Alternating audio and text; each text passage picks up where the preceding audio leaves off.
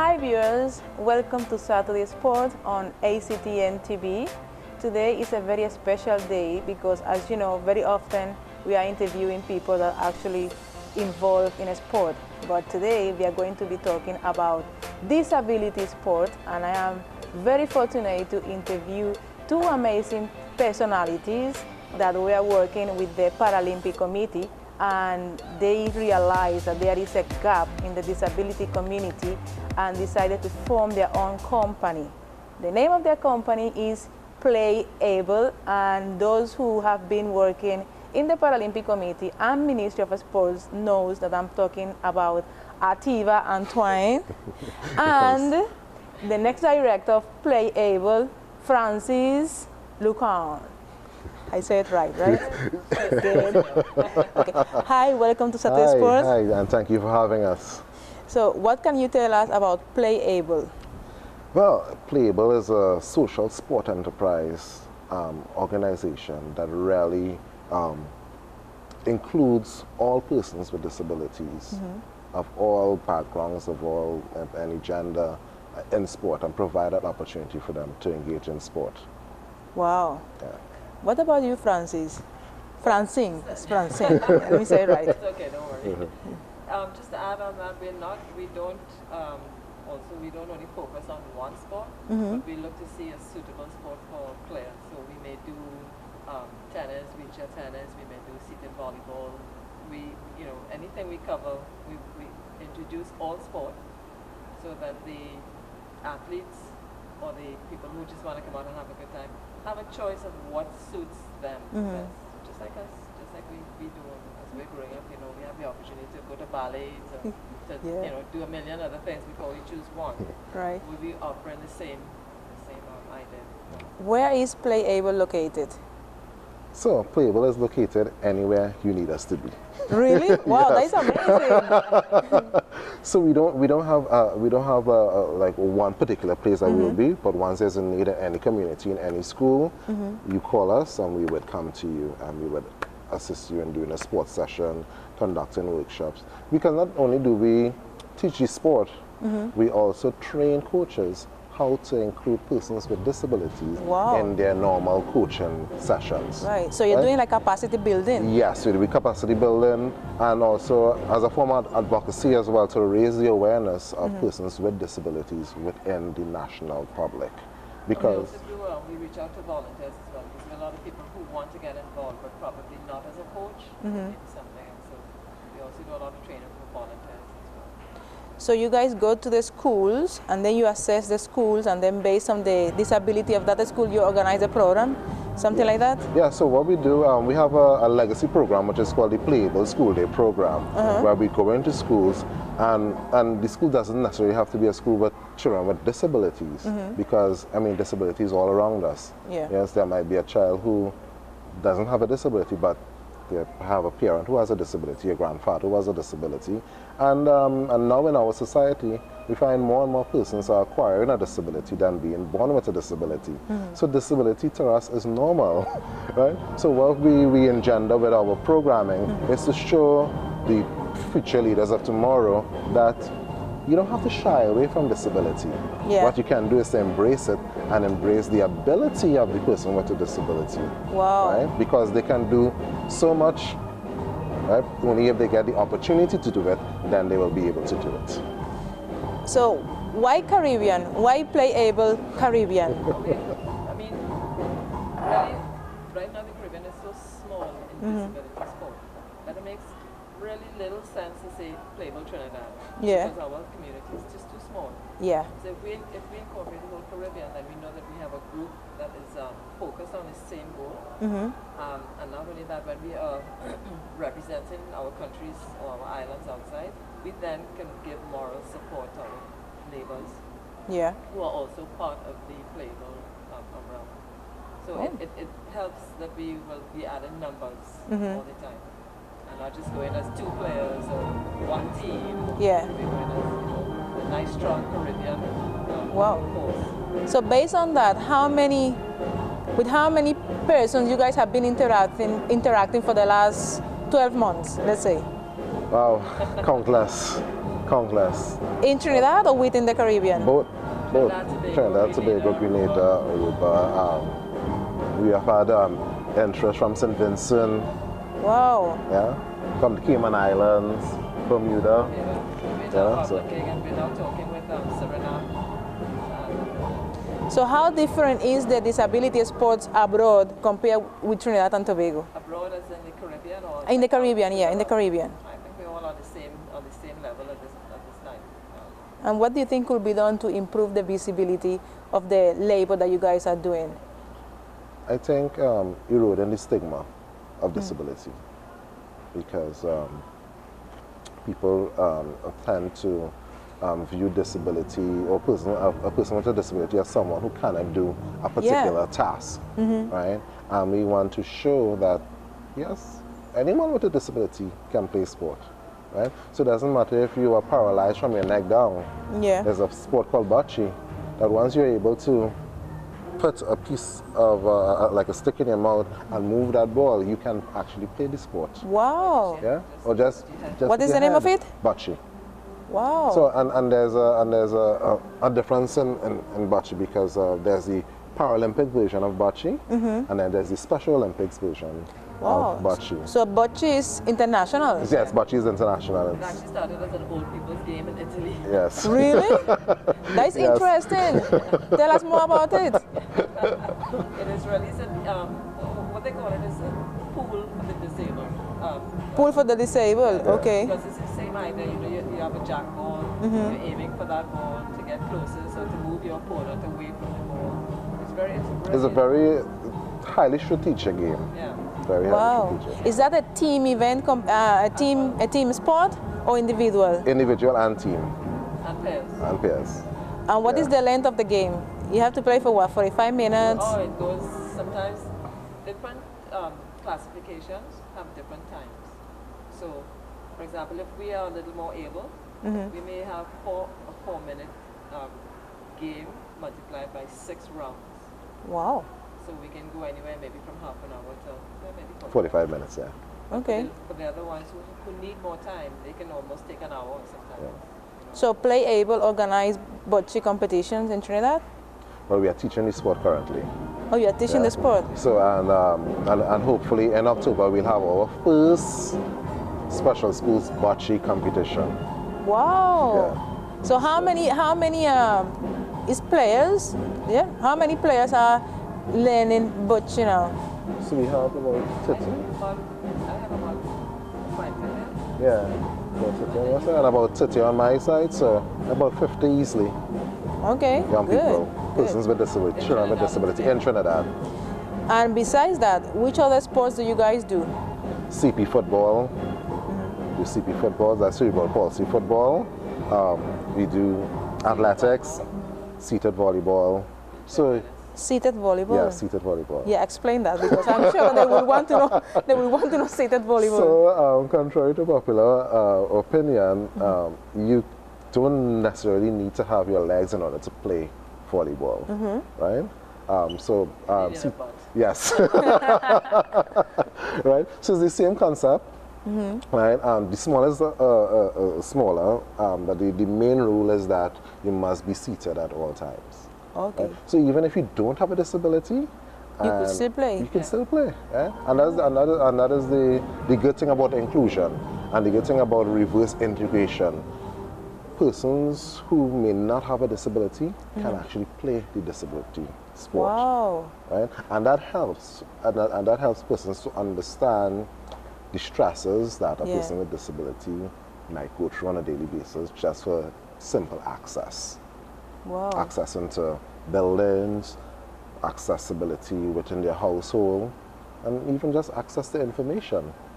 Yes, indeed. So they play in a smaller court, A smaller and court, they low down the net. Lower net, yeah. Okay, And that is same great. rules apply. You just have to be seated.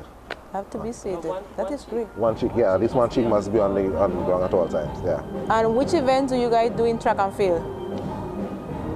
Running. So there's blind running. So persons who are vision impaired, we can teach that. Shot put, javelin. Basically, any of the disciplines, we can cover any of the disciplines. Wow, that is amazing. And that's the joy of being certified disability sports specialist. Wow. So we don't focus just on one sport, we focus on any particular sport. Why do you choose disability sport? That's a very good, It's something that's in you. And funny thing is, sometimes you don't even know it's in you until you actually see or experience.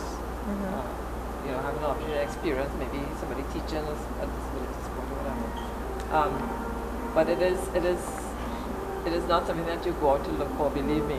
I mean, I didn't. It really, literally came to me.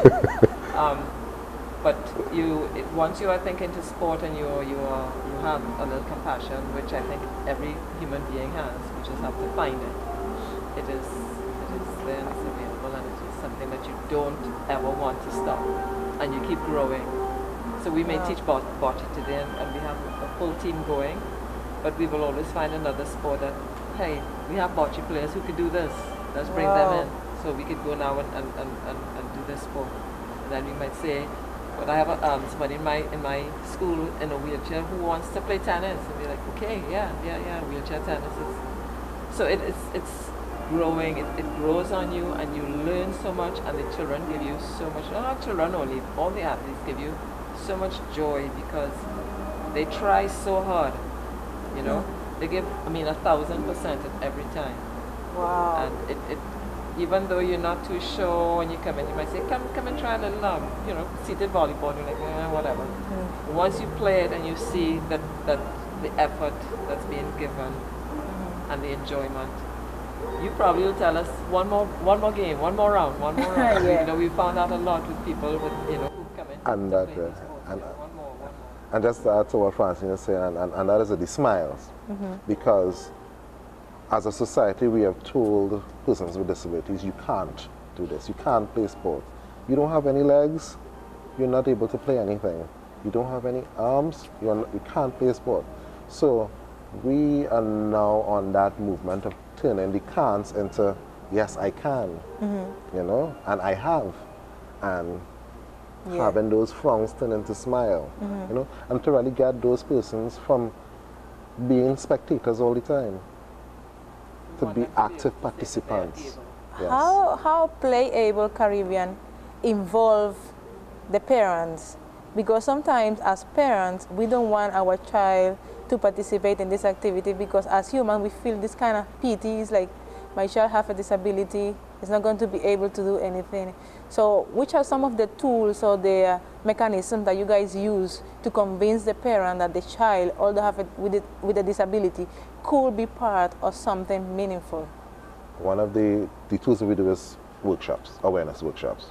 Right. And at the awareness workshops, we teach parents how to play with their children. That's the first thing to break the barriers there, right? Because parents have the belief that, oh, if he jumps too high, he might fall and he might break a leg.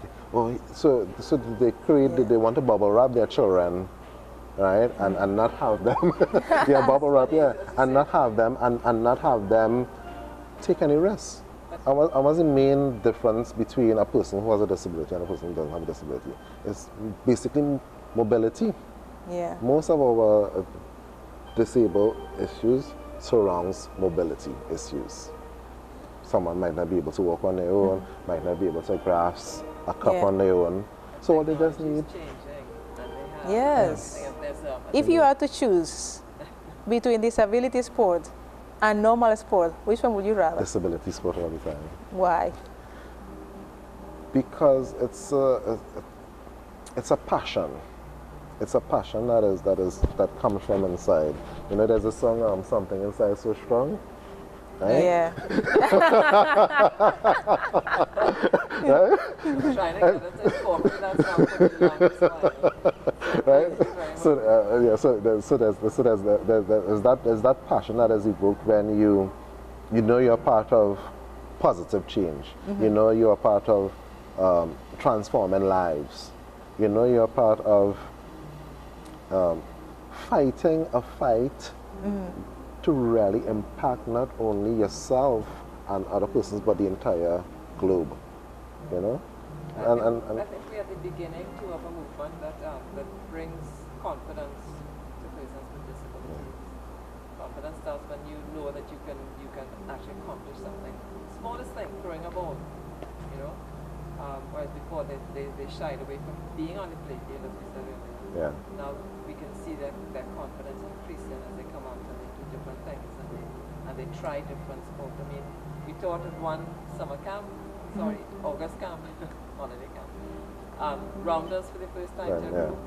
Wow. And they had a ball. I mean, they really enjoyed the game. They did it, however, throw the ball, hit the ball, whatever. But we're bringing old games to all things that we did as children. yeah, traditional sports. To these athletes and these campers and whatever, who can now enjoy being outside more, who feel no inhibitions. That is great. What is the age group of these participants? At the camps we've done, I would say maybe from about 16 Yeah, to all the way to 40. Lisbon yeah, about 47. yeah. Wow. So we do a wide cross section. Yeah. So even we would go to kindergartens as well and teach the kindergarten children some of the disability sports as well. Yeah, it's a great idea. It's a great idea. Exactly. Yeah, and they see somebody who has a disability, they know what to do right away. I mean, kids, as we know, they're good to teach. You know. Yeah. So when we pull up with our wheelchairs, the children go crazy for the wheelchairs. A race to see who can get to the wheelchair the fastest. But if you go to, let's say we do a demo, let's say on the Brown Promenade, and we put a wheelchair, you will see adults shine away from that wheelchair because they think that from the time you sit in a wheelchair, that's it. It happens. Yeah. You know? Yes. So sometimes we have to take the superstition from our cultural superstitions out of the way. You know, but it's really a learning process. It's really an education process to educate the general public. Wow, that is amazing. So how the response of the kindergarten school have been to that initiative? They love it. They just love all of it. Yeah, they can't have enough. They can't have enough. We don't have enough time in the day to really go in and do our programming. A non-profit organization, right?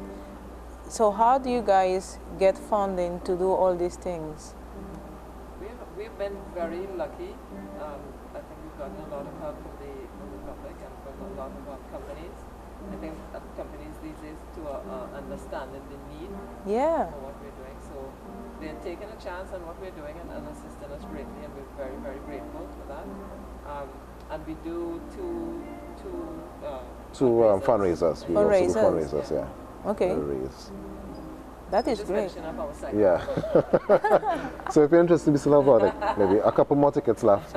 So contact us. So yeah, but we have been very, very lucky. I mean, we've had people with us from the start. People has been very kind to us. Yes. Has been very kind. I'm not forgetting Massey Foundation and all the other sponsors. Yes. So I think, like I said, companies are now recognizing the importance and the need. So, by chance, do you know how many schools for disabled people are in Trinidad? Well, there are 14 main schools 40 main schools. So for example, you have Goodwill Industries, you have Princess Elizabeth, you have the various Lady Hochoy homes and schools, right? You have Strategic Learning Center, so there, and National Center for Persons with Disabilities. So there are institutions, Okay. right? There are schools, right? And every year I think PowerGen has a disability fund day in Science Village that all of these schools converge down there for that one day of fun. Yeah? So there are things happening. There are the Special Olympic committee that sees about Special Olympics, but they do a main section in terms of a particular disability, which is Down syndrome. Right? There's the Down Syndrome Family Network. So there are a lot of organizations that are set up for persons with disability. But what makes us a bit different is that we don't just go to one particular disability. We deal with it all. So we try to be all-encompassing and to really promote inclusion in any and everything that we do. And are you the only company doing that in Trinidad? So far, yes. I don't Well, think that we know of. that we know of. Wow. That we know of. So you guys are very passionate. Is this something that you will see yourself doing for the rest of your life? I'd like to think so, yeah. I think, I think so. I mean, it's hard work, it's a lot of work, but it's positive work, and I enjoy doing it. Which have been some of your favorite memories so far? Oh my goodness. I think the first camp we ever had, which was right here. Right, yeah, Goodwill Industries. I think that was one of our big ones. Scotiabank had helped us with that, and I think that it was just amazing that they thought that they were just coming to be very quiet. Yeah. Look at videos or Wow. until we said no, we're going to run, we're going to Do aerobic session and football and Wow. yeah, and they enjoyed it. I mean, thoroughly. We had a little sport day for them as well. When Yeah. they did different sport and got their medals and whatever.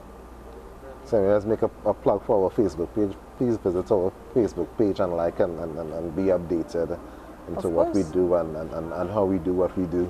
But I mean, as you ask that question, the first thing you ever do in any organization is going to be your best memory. Yeah. Yeah. That was your stepping stone.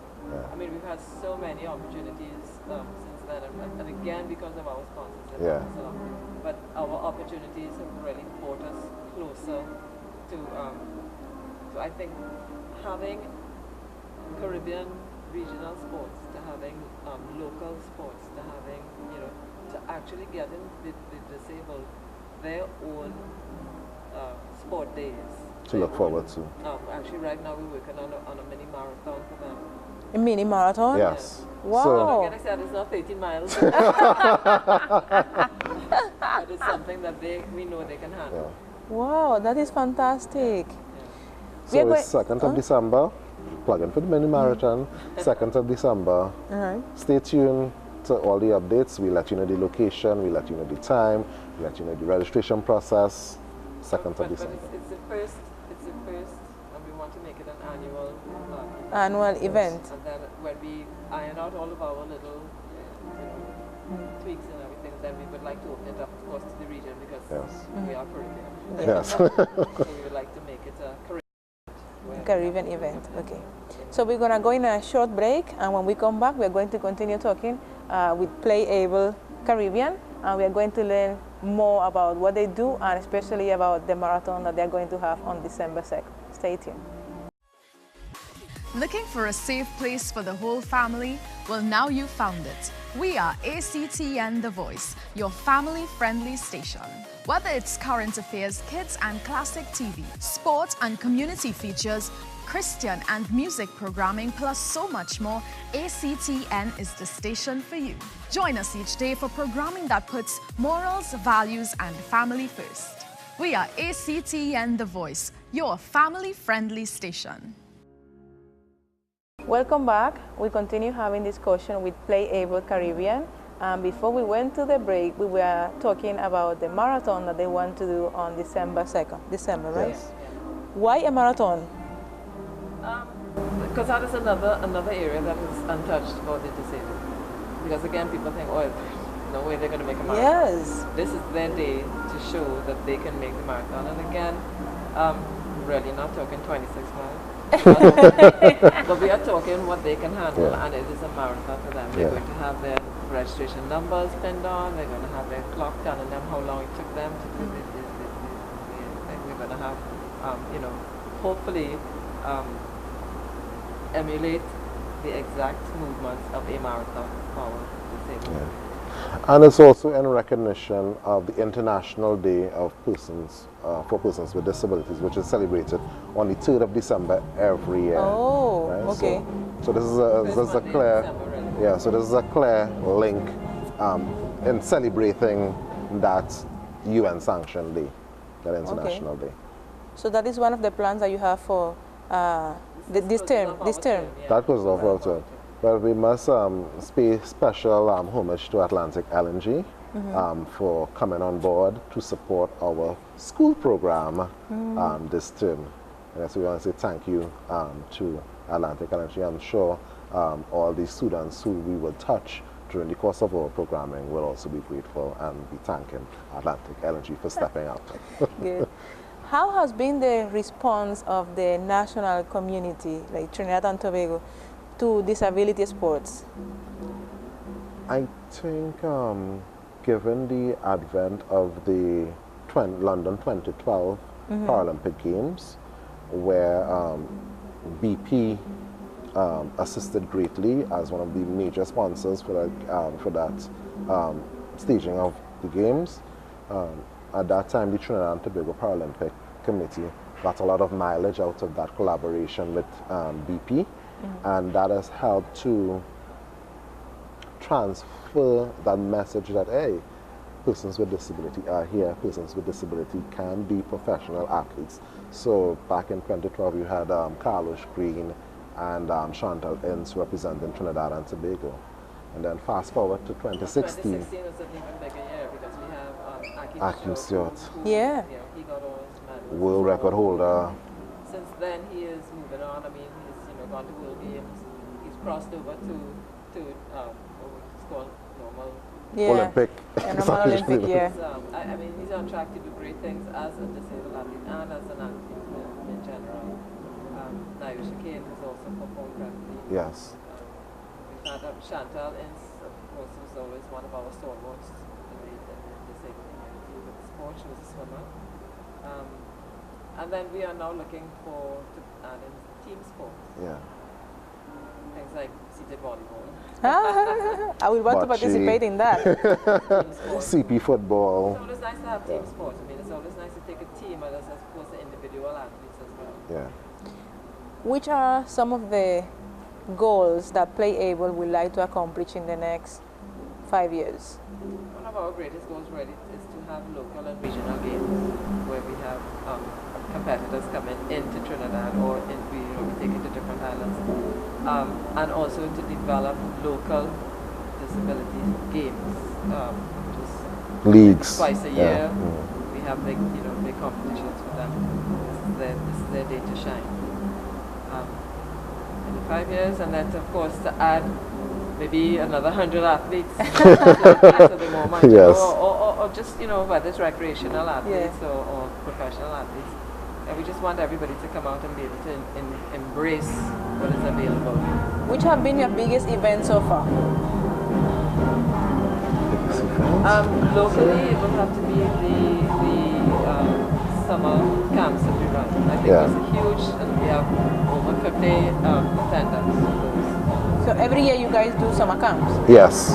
Right here at Goodwill or where else? This year we actually did on the road camps. So we went to different camps and bought. Wow, that is amazing. Yeah. So we were able to reach more people that way. Yeah. And then from that they were able to incorporate people with disabilities from their communities where they were having their camps. So we left them with that ability to bring in disabled, for their community people over there. If you are to change one thing in disability sports, what would that be? The concept of people saying, yeah, that's no good. That's just because you have a disability, you're not as good as a normal athlete. These athletes with disabilities work probably twice as hard. And Yes. They have to. Yes. So when you talk about you're not giving as much as the Jehu Gordons or whatever. They're giving probably a little bit more because they have special times that they have to meet. They have special distances that they have to meet, worldwide distances, percentages of the distance. So it's not that, oh, you have a disability, come, you could play with us. No, you have to be good enough. Yes. So you have to train and get stronger to be good enough. So what we'd like to change is the idea that a person with disability or a para-athlete is no different than any other athlete. Than an Olympic athlete. They don't work any less. They work harder. I mean, their stresses are greater. They have to be careful. For example, we overheat. They overheat twice as fast, twice as much. So they have a lot more that they have to take care of while they're training. And not just, let me drive there, let me just get on my car, let me start throwing, let me start running. They have to prepare for them to get down to the stadium or wherever they're training. It probably takes them 2 hours to get ready to get there. Wow. So that I think that is one of the greatest things we'd like changed. We'd like people to see that everybody's on an even keel. We talk about fair, and as I always tell people, I tell my students, fair, explain fair, F-A-I-R, explain it. They say they can't. Fair means that you get what you can handle. So I might tell you to run 10 laps because I know you can do it, but I might tell a team, well, okay, go ahead and run your 3. And you say, yeah, but that's not fair. Why? That's what he can do. That's what you can do. That's what you're going to excel at. So. What is the impact that working with disabled people have had in your life? How do they impact your life? Gosh, they've changed my life to be more positive with things, to be more accepting of what we have. To be more patient as well. Yes. To be more patient as well. But accepting. And to also to be more understanding as well. So rather than, because we like to speculate, so rather than have the speculation, I think it has caused me to really try and understand where they are coming from and how things that to us may not affect us certainly, like not to take things for granted, really. Which are some of the benefits that sports bring to these people? How do they feel when they participate in sporting activities? More confidence, number one. Oh, you can see their confidence even after 2 days, 1 day. You can see that they have more confidence in themselves. Wow. I think that's one of the biggest changes in that we've seen. That confidence. It also, and that confidence leads to a lot of them being more independent and thinking more independently. All right. So before, one of the young men used to ask for assistance to get out of his chair. Mm-hmm. And he's jumping out of his chair to get on the ground to play seated volleyball. Yeah, the little guy actually right there, afraid to step down. And now he's on his own. Yeah. Any final message you want to send to the supporters of the disabled community out there? I think we'd like to say thanks to everybody who is recognizing and coming out to support this disability sport. We'd like to see more, of course, with every sport in expenditure. We'd like to see more people out there, but we think it will grow and we think people will come out to see. So I think, just, keep coming out, keep looking, get on our page to see what's coming up, because we have a lot of exciting events coming up, and we'd like to see a lot more people giving moral support to the disabled community. And as our motto says, able in sport, able in life. Wow, that is great. So where do they come find you? You guys have a Facebook page? Yes, please visit us on Facebook. It's Playable Caribbean. Playable Caribbean. Visit us on Facebook. And you'll get all our updates on by our Facebook page. Our contact information as well is there. So give us a call, send us a message, and thank you for your support and continue to support. Okay, thank you.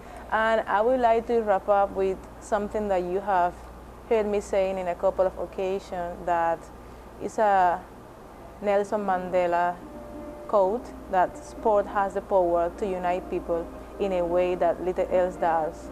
And then in the end it says that a sport can bring hope once there was only despair. And this is what we experience here today, how two people realize that there is a gap in disability sport, and they have practically spent most of their life bringing this joy and happiness to the disabled community, because they believe in that, and you will have heard all the values and joy and happiness that sports bring to them.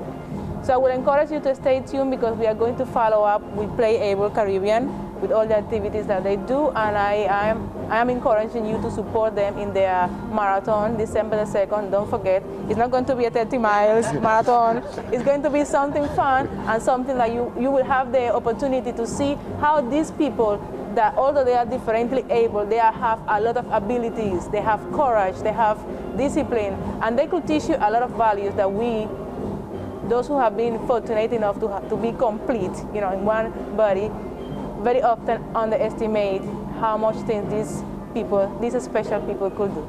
Stay tuned for another edition of Saturday Sport with Solange. Guzman.